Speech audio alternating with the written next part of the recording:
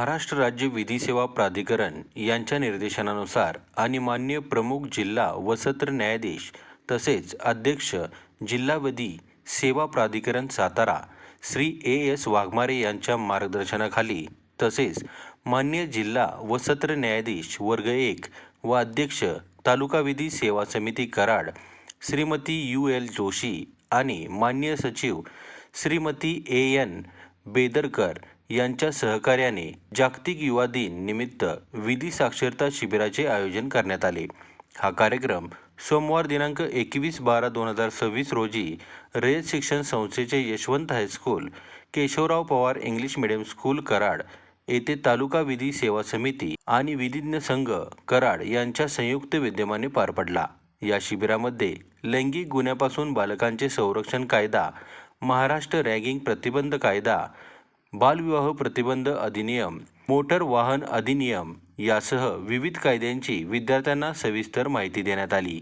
या कार्यक्रमाच्या व्यासपीठावर भाई केशवराव पवार इंग्लिश मीडियम स्कूलच्या मुख्याध्यापिका तांबेकर मॅडम, रयत शिक्षण संस्थेचे जनरल बॉडी सदस्य ॲडव्होकेट सत्यजित पवार उपस्थित होते। प्रास्ताविक MS पवार मॅडम यांनी केले तर आभार राठोड यांनी मानले।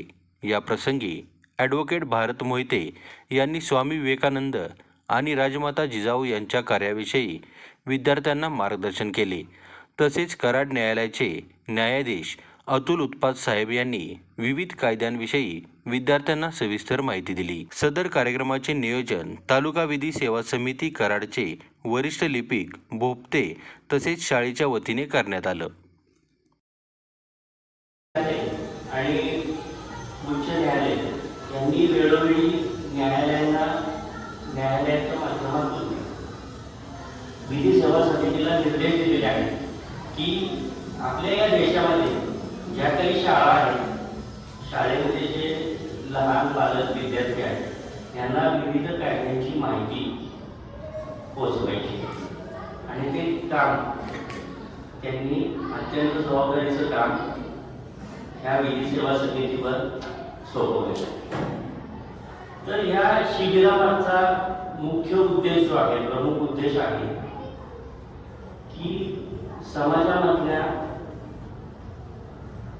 तळागाळातल्या वर्गापर्यंत तसेच समाजामध्ये जे बालक आहेत, विद्यार्थी रूपाने या शाळेमध्ये आहेत, या सर्वांपर्यंत कायद्याच्या तरतुदीची मूलभूत माहिती पोहोचवायची आहे।